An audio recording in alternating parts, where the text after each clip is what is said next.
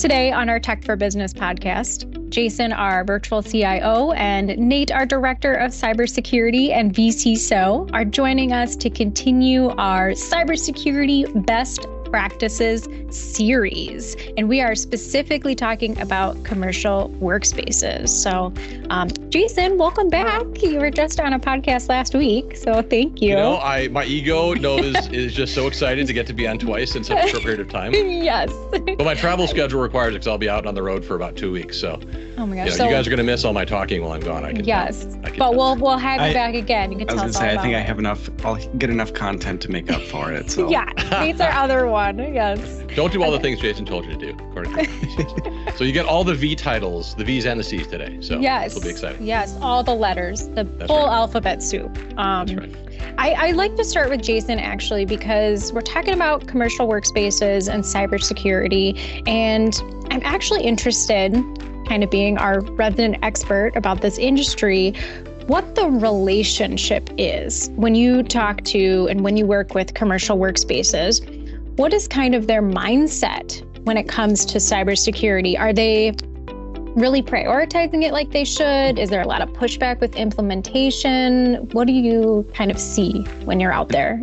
And what the heck is commercial workspace? Because someone's probably listening to this like, I work in the commercial space. And you're talking about the place where my chair lives, right? Yeah, right. Yeah. No, you're right. And that's a good call. And it's funny because it's an industry. It's a niche. I did need to go look up the correct pronunciation because 48 years in and I still haven't figured it out. But it is we're talking about businesses that sell products and services to other businesses to help furnish their workspace so that people have a comfortable, productive place to work. I think the buzz phrase right now, which is fair, is earn the commute. So we're trying to help people understand that a workspace is more than just a collection of chairs and tables and things. It's designed purposefully to help people be productive, to have sort of these spontaneous interactions where creativity is born, big ideas are born, and that, you know, the argument is sometimes that isn't possible with the virtual tools and the way of interacting. And I get that. I respect that. I also know there's a big push towards helping furnish those home offices and home spaces where people work full time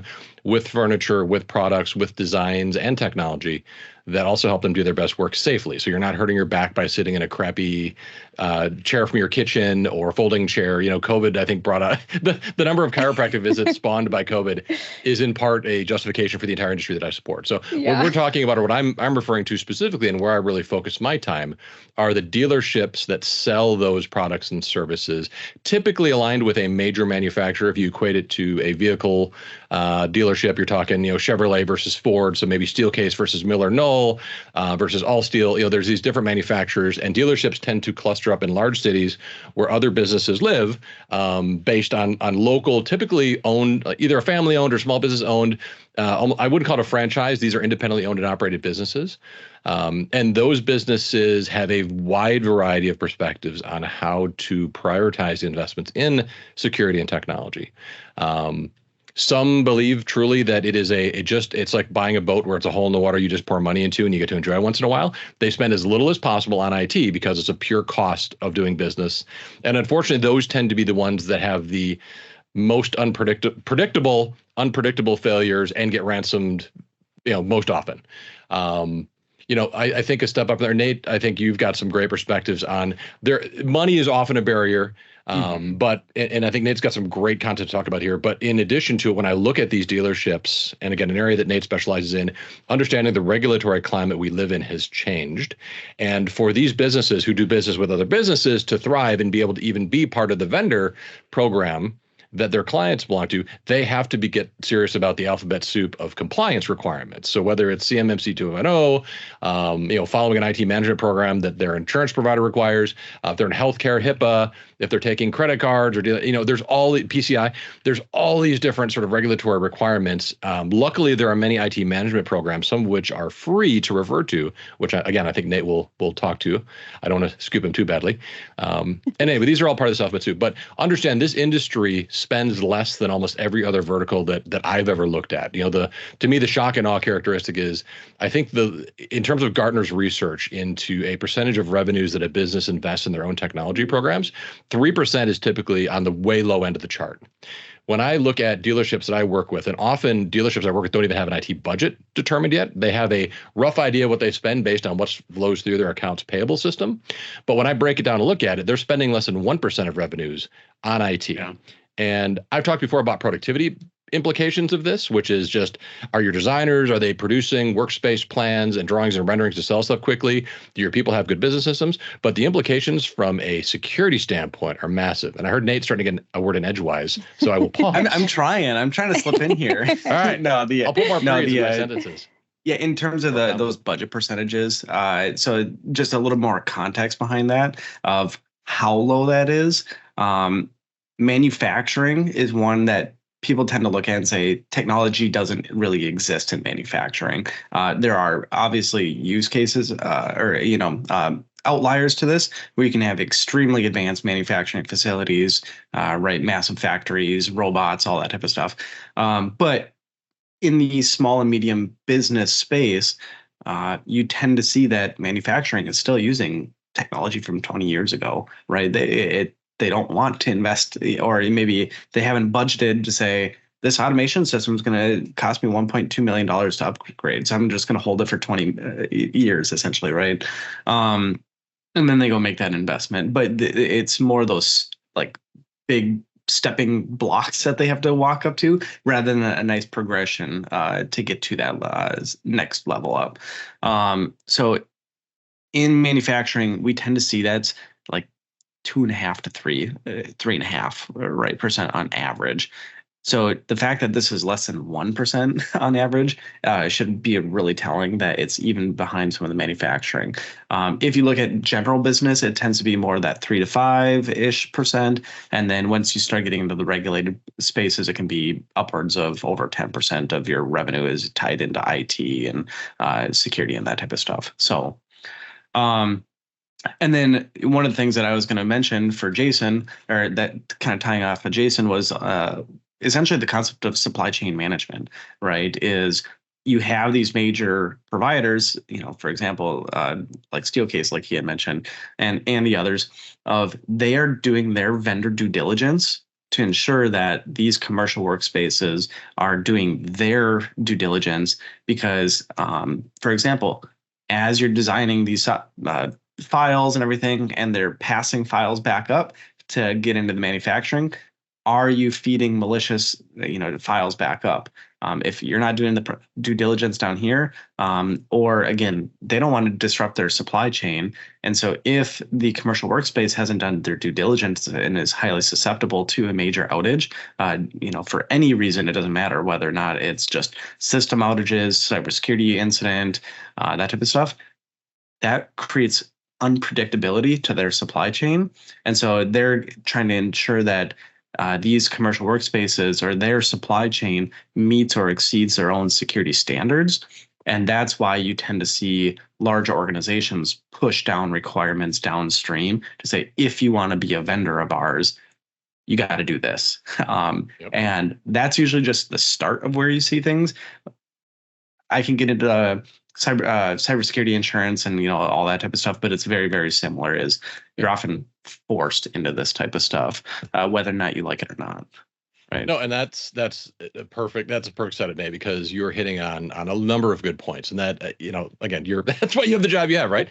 And I will say, we're not beating up on Steelcase, although I will say I have a history with two organizations that have very prominent cybersecurity sort of news headlines tied to them, which is I used to work for Target Corporation.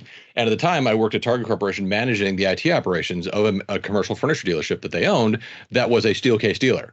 And so luckily because of the nature of our business, had chosen to separate our IT operations from Target. We were effectively not connected to Target during their very publicly how should we say, played out sort of Black Friday situation, right? Unfortunately, also that was part of my history. And again, we were informed by the idea that we were being audited by a larger corporation, but also had to have a cost structure that matched up with other commercial furniture dealerships out there. So the nature of my approach to leading a technology organization that was in that commercial workspace dealer vertical was I had to do it to Target standards, but I had to do it to a budget that was typical of that 1% of revenue. So it was very, very challenging.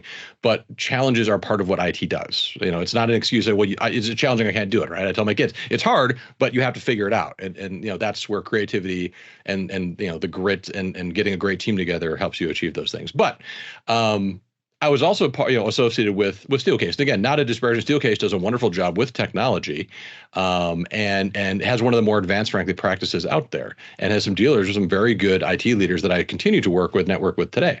But Steelcase was subject to a supply chain attack, and that was public. I'm not scooping anything that wasn't in the news already, and that led to their dealers ultimately being attacked as well. And that's the way these things work. I believe it was a sort of a horizontal move from another, whether it was a healthcare provider or somebody else, jumped across and got to Steelcase and then got to their dealerships. And that's the way these things work. So you were absolutely right. In fact, the CIO of another manufacturer, and I won't cite who that was just for their confidentiality, did indicate that the greatest vulnerability that most manufacturers in this vertical space have is their own dealerships, not because of explicit negligence, because there really isn't a specific program that any manufacturer that has these dealership chains has imposed upon those dealerships, at least that I'm aware of to date.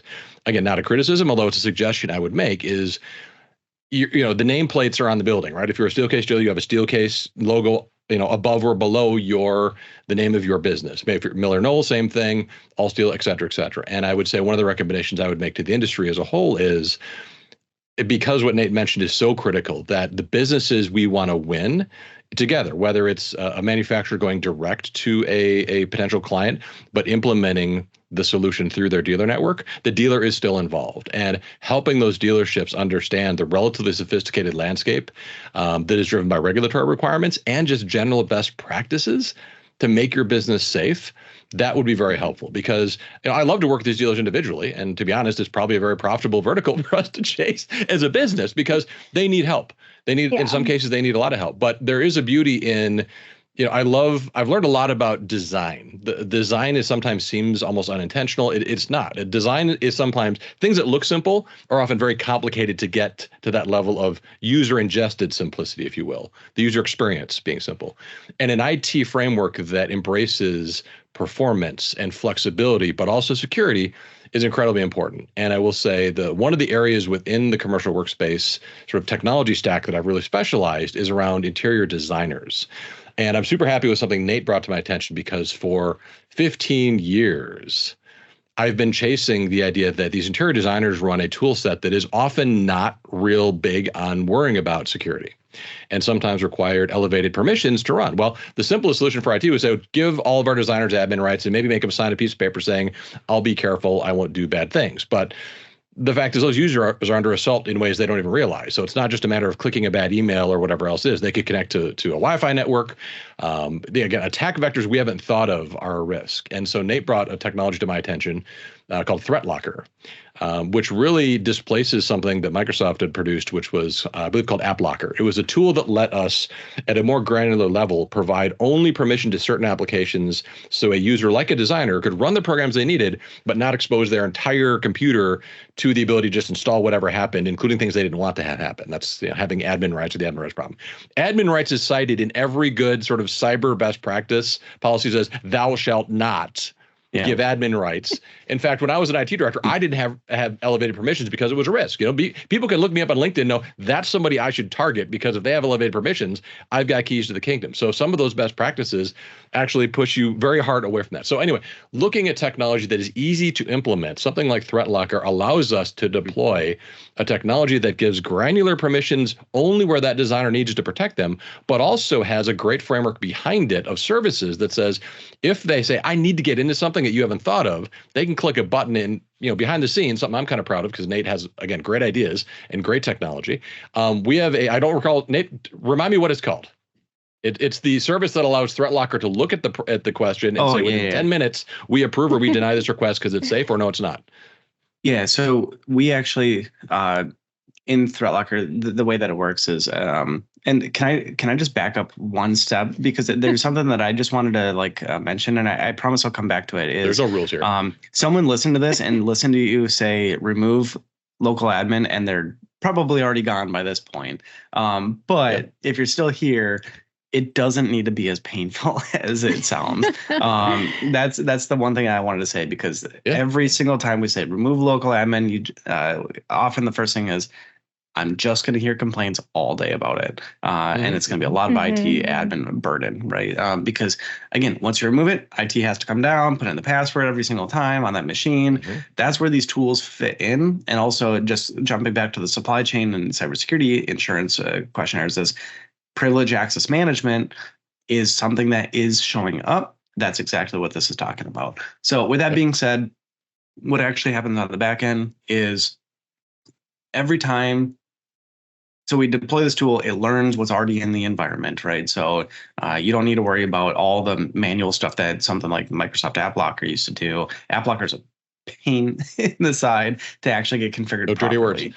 So this goes in, learns all the environment. It is able to build all the policies for all the designers and groups. You can say learn this for all similar designers. So if one person has one version, this one has the other version. It's learned. You don't need to do it twice.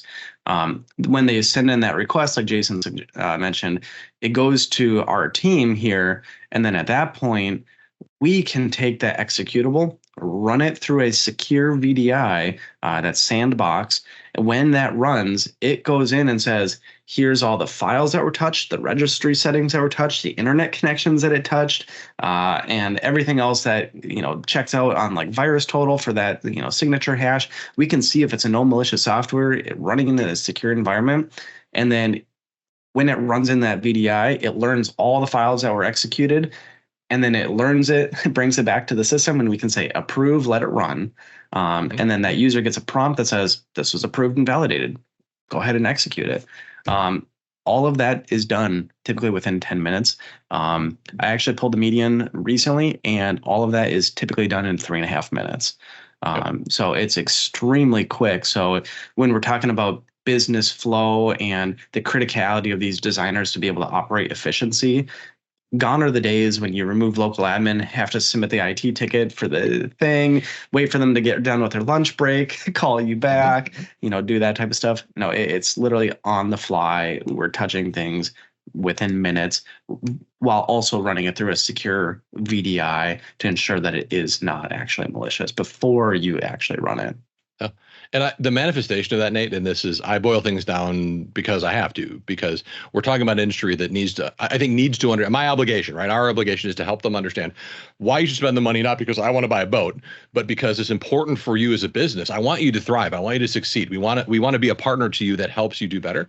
And the thing is, what this is addressing is designers in particular, or other people who have those elevator permission needs, just need to be able to do their work efficiently. And this process allows us to layer very advanced IT security and protection onto a very simple business problem, which is that designer hits a stop point. In less than 10 minutes, we can securely approve what they need to do to function in their job and to keep going. So it's giving a user a better experience. It is addressing probably one of the single biggest threat vectors in any business today, whether you're a commercial furniture dealership or not. And from a cost standpoint, Nate, it's very affordable. And I'm not saying this as someone who's trying to sell it. I'm saying it as someone who would have bought it for what we sell it for as an IT director, almost without further evaluation, because it's what, $10 a month or something. Am I over? It's cheaper than it's for $10 a month. It slices, it dices, supplies are limited. Yeah, it is. If you just go do the math on just the labor compared to what this is actually doing, it's dirt cheap. So it is incredibly affordable, and it's inexpensive. It's easy to implement because that's part of what we do, and it gives your end users a better experience doing their work in a safe way. And that is the theme that I talk to commercial furniture dealerships about: is you don't have a big IT budget. In fact, most of you don't have an IT budget. So the first thing I'll do is sit down with you in that consultative role. So whether I'm wearing my vCIO hat or my strategic advisor hat, let's understand what you're actually spending money on. Looking at your contracts to consolidate. Sometimes it's not just about getting you to an even lower IT budget. It's saying, let's take the money you're already spending and invest it more wisely. Because you may not know where the opportunities exist. That is my job, is to help you understand where do those opportunities exist.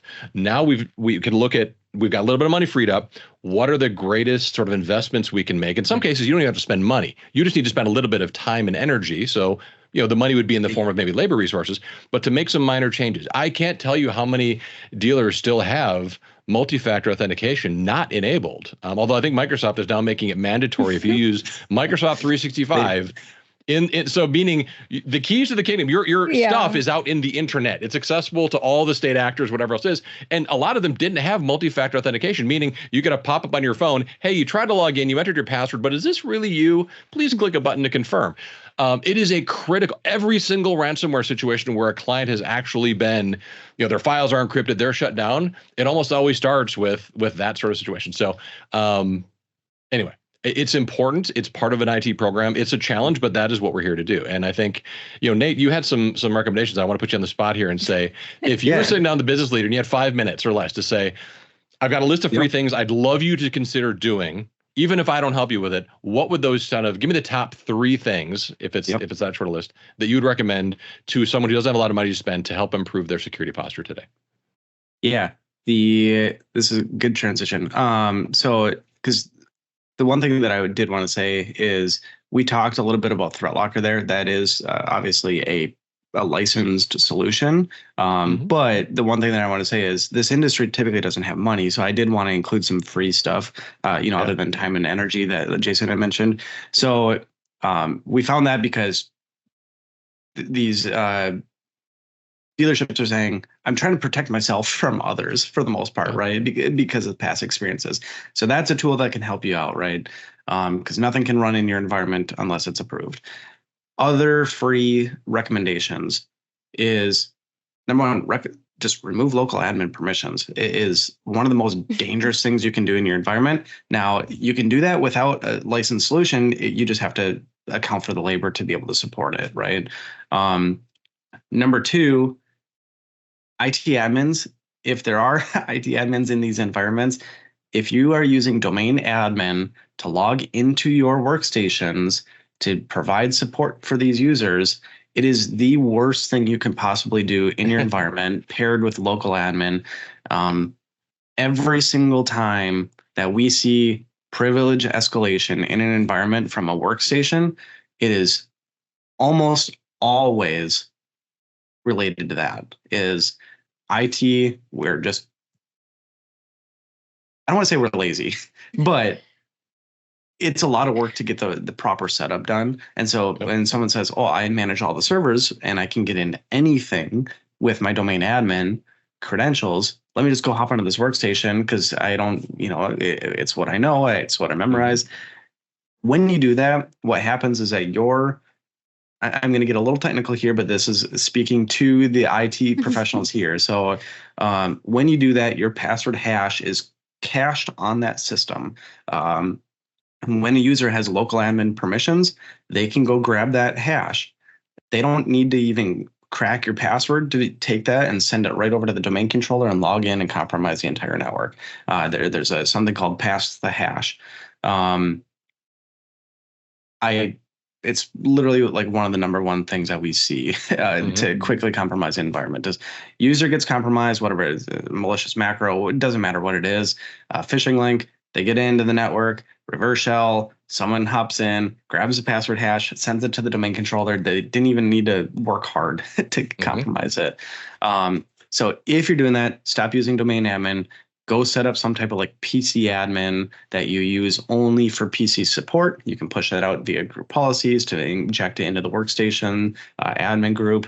And if that seems like too much work, at a minimum, take your daily driver domain admin account, which I hope it's not your daily driver for checking email and stuff. But if you have a dedicated admin one, take a look at the protected users security group in Active Directory. It is designed to help put controls around that password caching and strong authentication within the environment.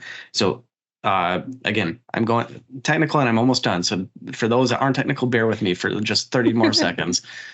When you put protected users in, it forces Kerberos authentication rather than something that's legacy like NTLM. And then what it also does is it prevents that password caching on that local system. So that way, if someone does hop onto that, there's nothing there to grab. So it can cause a couple issues with like remote desktop around the environment if you're doing that. But again, your domain admin should be logging for domain controllers only. That's the only time you should ever use that account. So those are all free, and those are all free. So, and I'm done with the technical rant. Sorry. No, I absolutely. And so from a practice standpoint, right, in a dealership environment, I had very, very good engineers because I didn't, you don't want me behind the keyboard doing things, right? So as the IT director, I did not even have local admin rights. I had no domain admin account. We kept those credentials protected, locked away, and they were available if needed through a request process. We could get access to elevated permissions for a specific purpose, and even documented the reasoning we were using that elevated account. So it was a matter of changing a business process around how IT functioned, and also empowering business to say, IT is not the only one of these credentials if needed. If something happens to the IT team or something else, this is a business problem. So account management as a whole is a inexpensive way to deal with this. I will qualify some things Nate said because I agree with him, but there is the economy of time as well as money. And while free things don't necessarily cost money directly, we do have to think about, for the App Locker example, Threat Locker is a wonderful solution because it is effectively turnkey. It solves the problem for a predictable cost and includes the complexities behind the scenes in making it happen. A tool like App Locker, which is free, does similar things, but it has a very high cost of management over time, which is hard to capture. Sometimes IT people just thematically will have a tendency to say, oh, I can do that cheaper, I can do that for free. But they're not accounting for what they're getting paid, and they're not accounting for the opportunity cost that spending time chasing what I would call minutia. Who's flying the plane while you're back serving drinks? Okay. Yeah. Like, who's watching the bigger picture? Who's doing that? And that if you're spending all of your time on that service delivery sometimes and not utilizing services or products that can help you do these things time efficiently, you're potentially missing other risks to the organization. So you've solved a small problem over here, and meanwhile Rome is burning over there. So it is a matter of balancing those. So I'm going to shut up again and let Nate continue with the second recommendation he has. Well, I was just going to say, for the time, one of the things that a lot of IT professionals don't consider is opportunity cost or opportunity loss, right? Is we don't mind oftentimes doing the work to say, well, yeah, I'll just set it up because I get to play with a new tool, and we love playing with new tools, right? Or again, I can take 20 minutes out of my day, help someone out, and because again, IT people by nature tend to want to care and help others with their IT issues.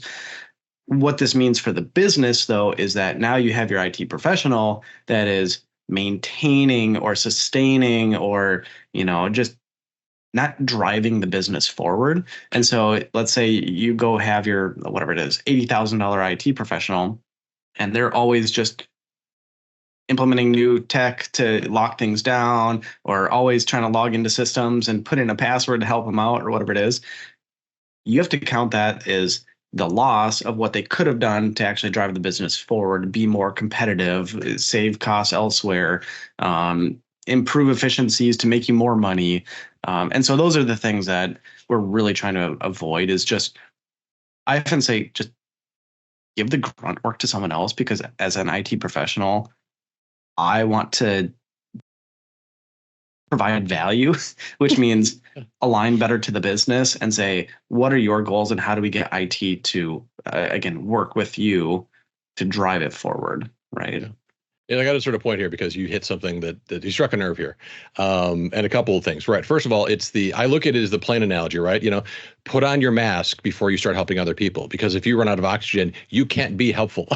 So and what I would equate that to is poorly funded IT departments, and this is a role that IT leaders in these organizations need to embrace. You need to go figure out where you're going to find the money to do the things you have to do, right? But that opportunity cost is so tremendous, and we get caught up in minutia to the point that we no longer can be proactive.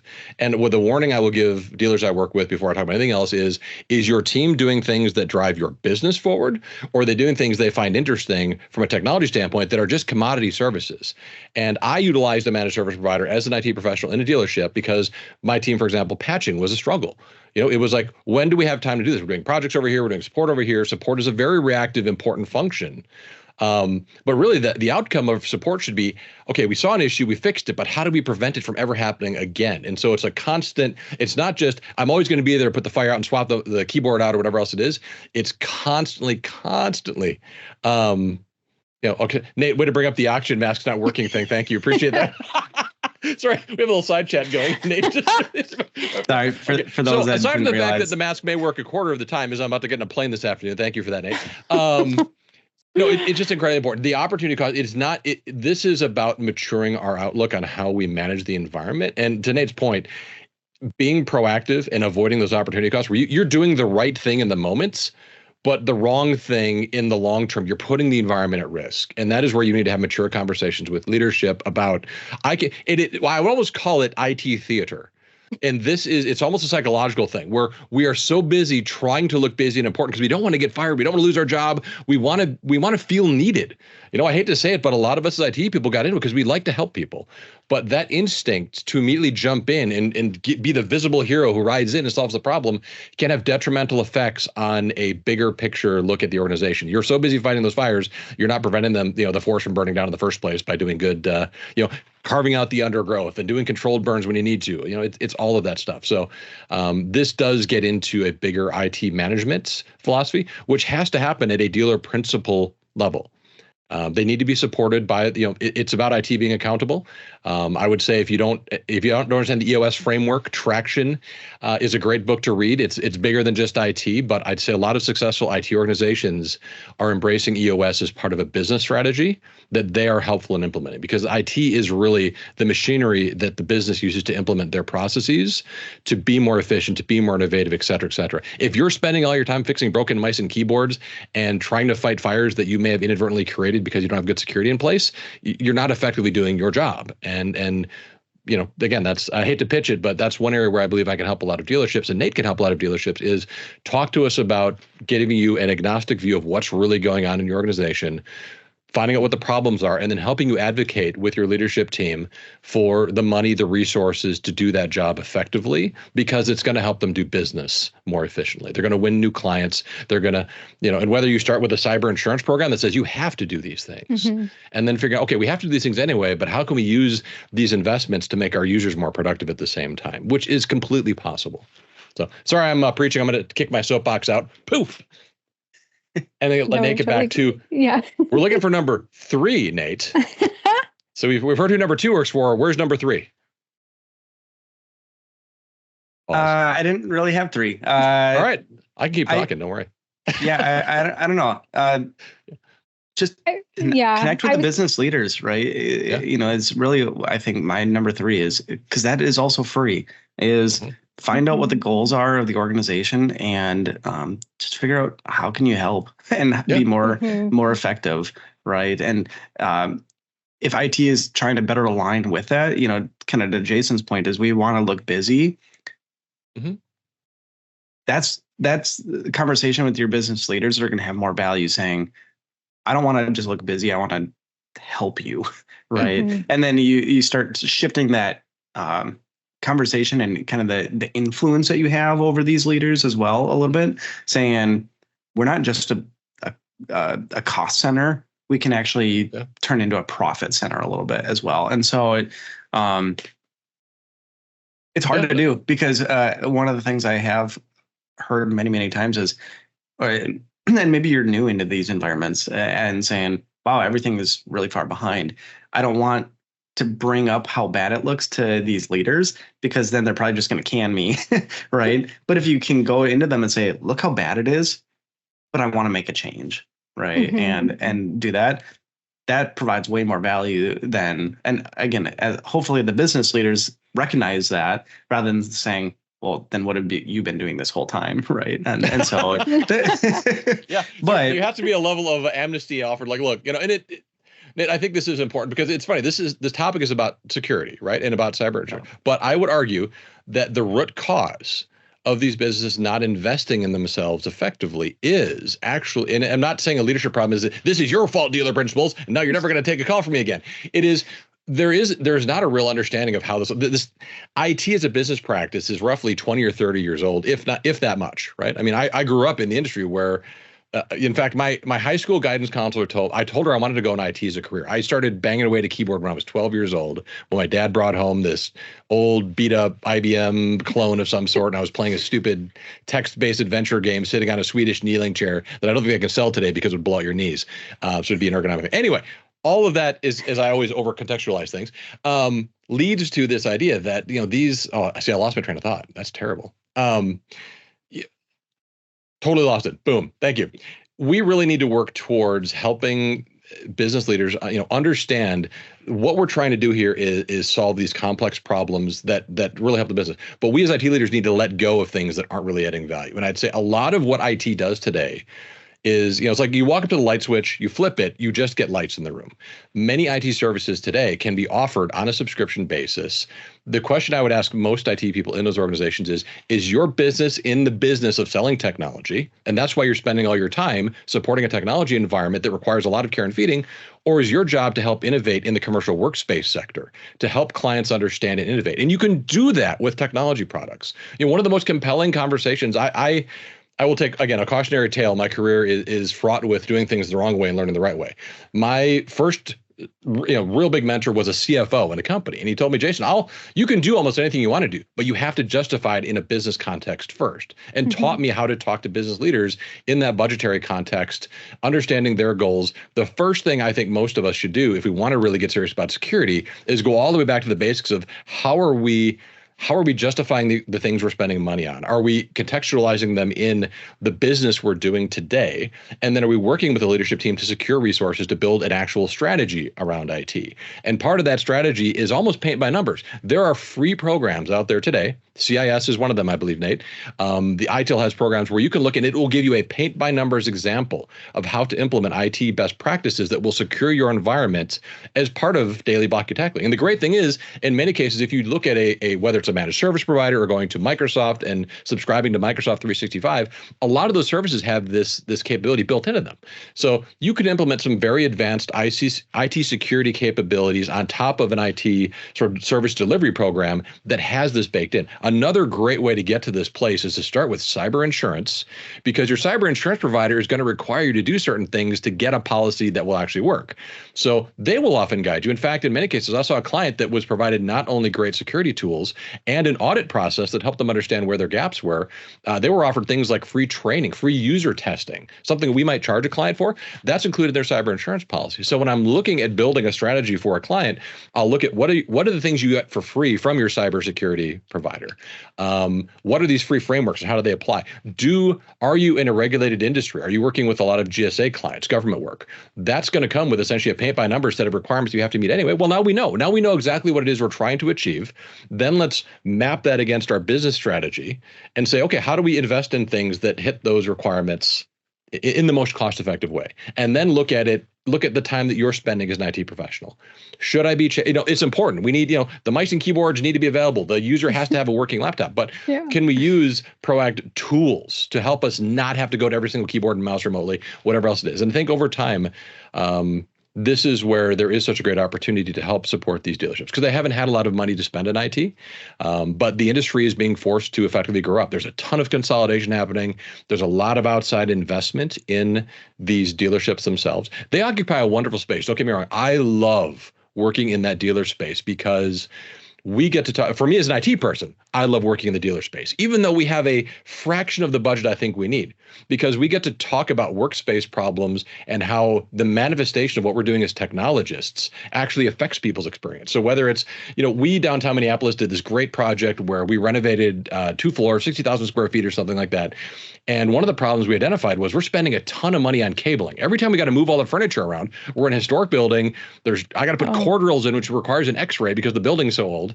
Yeah. Is there another way we can do this? And we said, well, we can do Wi-Fi. And everyone's like, well, Wi-Fi is terrible. You can't use Wi-Fi as a primary connection technology with interior designers. It will not work. And we said, well, and unlike my kids, well, why? Why not? Why can't we do that? Why can't we do that? Why can't we do that? And so we asked the questions and said, well, you need to spend some money. I'm like, well, okay. If I look at the cost of retrofitting my wireless technology, which required a whole network architecture, it was about a $25,000 or $30,000 project. When I looked at the cabling budget for just that space, it was like $80,000. So all of a sudden, what was impossible because we hadn't actually done the analysis, this is actually a really good idea. I feel stupid for not looking at this earlier. And so we realized the business case was we move furniture around a lot. Cord drills are expensive, and it doesn't give people flexibility. Even before COVID, it doesn't give people flexibility to just work wherever they want in our space. And a commercial workspace services company, if they're doing a great job, actually invites their clients to come in and just use space, try things, and then they observe. And so by giving them access to a great wireless environment, which in the middle of downtown Minneapolis, for example, is really challenging. Everybody's got their radios turned up to 11. And so you're kind of fighting with this weird shared airspace and microwaves and craziness, but you can solve this problem. I know because I've seen it happen in a space that I was responsible for. And you know what? When I'm talking to other business leaders who are coming to us for advice about how to do stuff with workspace, and I can say, by the way, not only do we have great furniture applications, we've done some things with our own technology I think you should listen to. And it's it's sort of an asymmetrical approach to talking, because I don't expect to hear from an IT person in a sales pitch about furniture, but it does affect their experience, because in their space, guess what? They're having to run cables all the time. They're spending all this money. This might be a good application of technology for them. Or whether we're using space occupancy sensing technology to understand what's happening in those spaces. Not only does that have some interesting security applications, it does help us understand, did we implement something that's useful, or the people just hate and they're not using it? As much as I love it and I think it's great, it's just not useful. So how do we fix those things? And I think that does draw parallels to a good IT management framework, good IT monitoring, proactive tools. There is a concept, I think, if I were going to, again, talking to dealer principals about things that they probably should think about. Windows Defender, Trend Micro, whatever, Trend Antivirus. These were tools. The traditional antivirus stack has very much changed. And there is a new concept, and I think Nate is nodding his head profusely. Oh, this is important. EDR, endpoint detection and response. And I was saying endpoint because it's no longer I'm installing an antivirus package on my laptop and hoping for the best. Endpoint could be a laptop, a phone. It could be all these other devices. So it's taking away the specificity around this is a tool that only works on one thing, and saying endpoints need to be protected. They need to detect things. Even if I don't have a signature knowing something is a virus or a malicious piece of code, it is acting in a way that isn't normal. And then I need to respond to that. And a good endpoint detection and response tool will sort of self-regulate when it finds something going on, because humans can't react as fast as we're talking about fighting with the robots, if you will, bots and scripts. So you need to deploy tools that are intelligent enough to respond and are potentially backed up by a third-party service provider. I would say if you are not using a true endpoint detection and response tool, we favor Sentinel-1, but there are great tools from companies like CrowdStrike. I believe Sophos has got some good, again, Nate could probably talk about the specifics, but you probably need to look at rethinking your approach, because if you're using the free Windows Defender because it's cheap, you're going to get hits, and it's going to cost a lot more. And I don't like to fear sell, but it is just the reality. I haven't seen a client who hasn't implemented a real endpoint detection response system that hasn't been hit. And the other thing I would absolutely recommend that you dig into is your backup strategy. Way too many companies have their backups on the same network that their files live on, which is great until somebody gets in your network and encrypts your backups first, and then encrypts the rest of your files, and then says, you can't restore your backup, so on and so forth. There are great solutions out there. I think one of the products, again, I'll full disclosure, we sell it, but it's good. Datto allows us to make a backup that you can't actually get to without sort of external controls. So your data is really what we would call air gapped, meaning it's not really connected to the network anymore. A conceptually similar concept where your data is protected and locked away after it gets backed up. So there is no easy way to jump across, so that you always have the ability, if everything else fails, to bring your data back from one of these resources. So look at your backup strategy, make sure that your live data, the stuff that you're trying to protect, and the way that you're backing it up are not connected in a way that it's very simple. Because again, back to the conversation about credentials, way too many of us have way too many permissions. And you know what? If I go to LinkedIn, if I'm not a hacker, right? I'm not that guy. But if I go look at LinkedIn, I can produce a lot of information about who my likely soft targets are if I'm trying to do bad things. And I don't necessarily need to be a brilliant hacker. I can just start calling and asking some really smart, I can be charming and ask questions, and I can socially engineer you into giving me information that will let me in. And those IT people, those business executives that have your profiles on LinkedIn, you're giving away a lot of information about who they should be targeting. And if you also have elevated permissions, that's a problem. So if nothing else, use the LinkedIn approach to self-assessing your security posture. The more public your identity is as an individual, the more likely you're going to get targeted. If you have elevated permissions, it could be a big problem for you. So there's my another piece of free advice for me. Yeah. The only two things that I wanted to chime in on, one about EDR, one about backups, and these will be really, really quick, is EDR. There is something called the MITRE evaluations. So this is a third party that does unbiased testing. So vendors submit their tool for evaluation every single year. And MITRE, it doesn't provide any commentary about it. It just says, here's the results. And then, every vendor is going to go in and try and tailor it to make themselves look a little bit better and whatnot. When you're taking a look at those EDR solutions, go take a look at the MITRE evaluations to find the ones that are actually appropriate. I'm not going to bash on any of them. That's why the tools, the tool exists, so you can make those own informed educations. There's a reason why we pick the ones that we pick. And then for the backups, the key term that you're looking for, if you have never dug deep into backups, is make sure they are immutable, which means that they cannot be tampered with. So again, if you're up on Azure, the Azure immutable backups are phenomenal. Just put in those retention policies, Datto, Acronis, Axiom, whatever solution you have, Veeam. Make sure that they are truly immutable, because we do see companies that say we have great backups until the threat actor gets into the backup controller and just pushes a delete downstream to the offsite backup, and then they're gone. And so we have seen customers that we've helped during like ransomware cases where they actually lost all their backups, even their offsite ones, because they were linked. And then at that point, they had to go send off their backups to a actual data recovery service and had to go pay hundreds of thousands of dollars to restore the business, essentially. So immutable. I like that word when it comes to backups. So, well, there's, where do we start, right? If I'm talking to somebody who is a dealer principal or someone who's just concerned in the business, maybe they're an IT professional there, or they work for a manufacturer, and like, how do we protect ourselves? To me, as an industry, how do we get to a better place? And I think the first thing is just, talk to somebody in the profession, talk to your cyber insurance carrier. I'm always up for a conversation. As you can hear, I like to talk. But someone like myself and Nate, part of our job is to talk to clients. And now it's just, hey, we're like a taxi. We're putting you on the clock is running.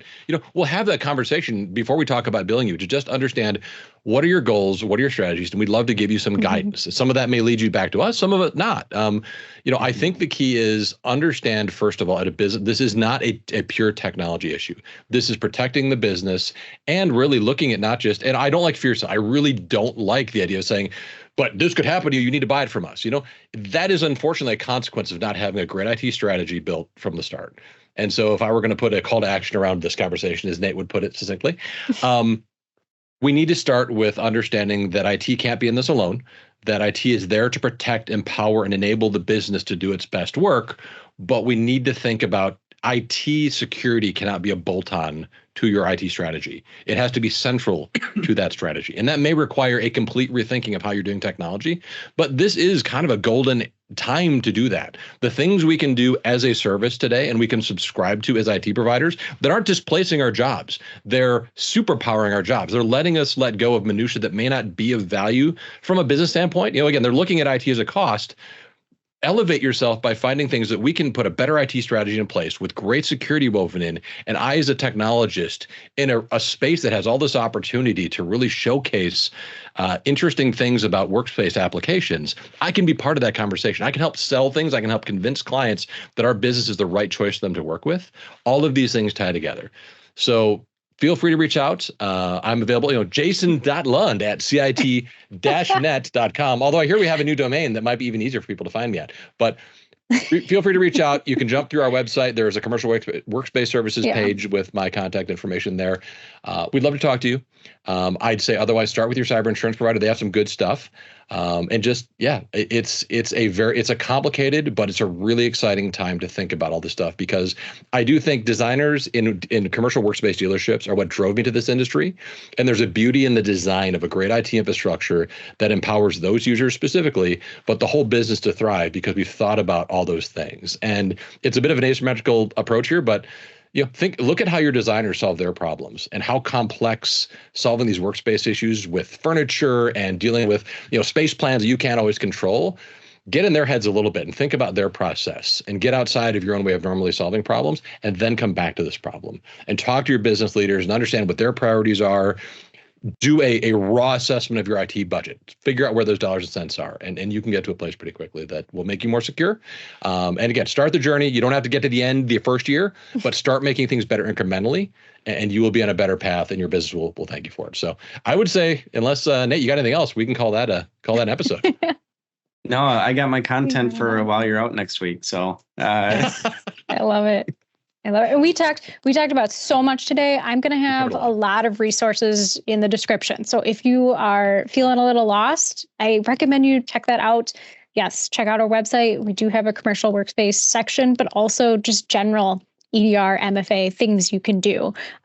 Thank you so much, Jason and Nate, for joining us today. If you enjoyed this podcast, please like and subscribe. If you have a question, a topic, or you want to talk to either of these two, please reach out to us at info@cit-net.com or head out to our website, cit-net.com/podcast. And we'll be back next week with an all new episode.